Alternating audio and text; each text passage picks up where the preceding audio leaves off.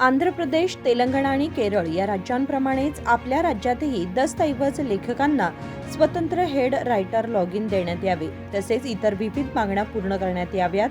या मागणीसाठी मंगळवारी कर्नाटक राज्य नोंदणी व मुद्रांक विभागाकडून परवाना प्राप्त संघटनेने सुवर्ण गार्डनजवळ आंदोलन केले।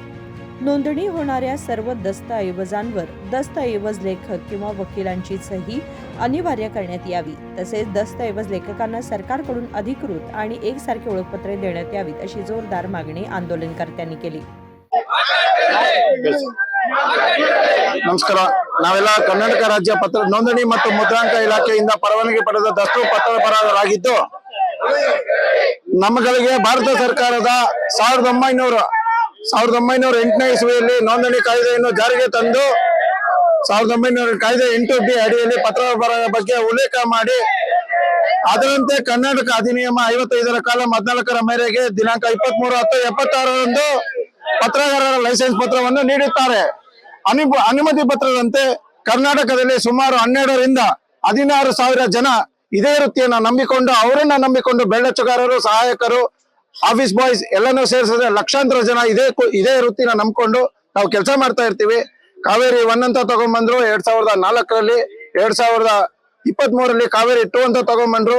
ಕಾವೇರಿ 2 ಕೂಡ ನಾವೇ ಅದನ್ನ ಸಾರ್ವಜನಿಕರಿಗೆ ಪ್ರಚುರಪಡಿಸಿ ನಾವು ಅದನ್ನ ಉದ್ಯೋಗವಾಗಿ ಮತ್ತು ಸರ್ಕಾರಕ್ಕೆ ಸೇವೆ ಮಾಡಿಕೊಂಡು 12ರಿಂದ 14,000 ಜನ ಪರವಾನಗಿ ಪಡೆದ ಪತ್ರ ಬರಹಗಾರರು ಇಲ್ಲಿವರೆಗೂ ಕೆಲಸ ಮಾಡ್ತಾ ಇದೀವಿ।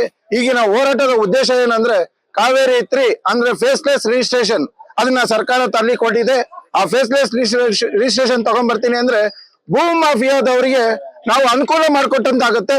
ಅದರ ಬಗ್ಗೆ ಗಮನ ಹರಿಸಿ ಸಾರ್ವಜನಿಕ ಹಿತಾಸಕ್ತಿ ಉದ್ದೇಶದಿಂದ ನಾವು ಈ ಹೋರಾಟನ ಕರ್ನಾಟಕ ರಾಜ್ಯದ ಜಿಲ್ಲಾವಾರು, ಪ್ರಾಂತ್ಯವಾರು, ತಾಲೂಕುವಾರು, ನಗರ ಜಿಲ್ಲೆ ಎಲ್ಲಾ ಕಡೆಯಿಂದ, ಕರ್ನಾಟಕದಿಂದ ಸುಮಾರು 1500ಕ್ಕೂ ಹೆಚ್ಚು ಅಧಿಕೃತ ಪತ್ರ ಬರಹಗಾರರು ಇಲ್ಲಿ ನಿಂತು ಹೋರಾಟ ಮಾಡ್ತಾ ಇದೀವಿ।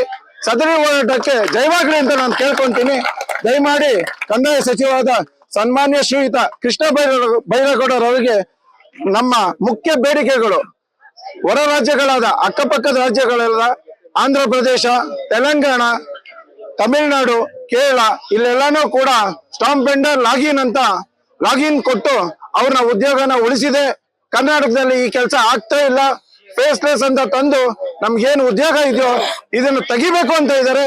ಇದರ ವಿರುದ್ಧವಾಗಿ ನಾವು ಹೋರಾಟ ಮಾಡ್ತಾ ಇದೀವಿ। ಮತ್ತೆ ಏನ್ ಪೇಪರ್ಲೆಸ್ ಅಂತ ನೀವು ರಿಜಿಸ್ಟ್ರೇಷನ್ ಶುರು ಮಾಡಿದ್ರೆ ನೋಂದಣಿ ಆಗುವ ಎಲ್ಲಾ ದಸ್ತಾವೇಜುಗಳಿಗೆ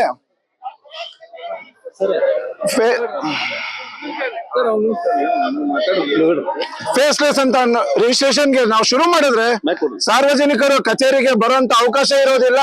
ಆ ಸರ್ಕಾರಕ್ಕೆ ಬರೋ ಅವಕಾಶ ಇಲ್ದಿದಾಗ ನೋಂದಣಿ ಪ್ರಕ್ರಿಯೆಯಲ್ಲಿ ಭೂ ಮಾಫಿಯಾದವರ ಕೈವಾಡ ಜಾಸ್ತಿಯಾಗಿ ಸಾರ್ವಜನಿಕರು ತುಂಬಾ ಕಷ್ಟ ಅನುಭವಿಸ್ತಾರೆ। ದಯಮಾಡಿ ಇದನ್ನ ತಗೊಂಡ್ಬರ್ಬಾರ್ದು। ಮತ್ತೆ ಪತ್ರ ಬರಹಗಾರರಿಗೆ ಐಡಿ ಕಾರ್ಡ್ ನ ಏಕರೂಪ ರೀತಿಯಲ್ಲಿ ಐಡಿ ಕಾರ್ಡ್ ಕೊಟ್ಟು ದಯಮಾಡಿ ಇದನ್ನ ಹೋರಾಟನ ಒಳ್ಳೆಯದಾಗಿ ಮುಗಿಸೋಣ ಅಂತ ಇದೀವಿ। ಜೈ ಬೋಲೋ ಭಾರತ್ ಮಾತಾ ಕಿ। ನವೀನ್ ಕುಮಾರ್, ರಾಜ್ಯ ಉಪಾಧ್ಯಕ್ಷ। विनोद कोलकार, KMM मराठी, बेळगाव।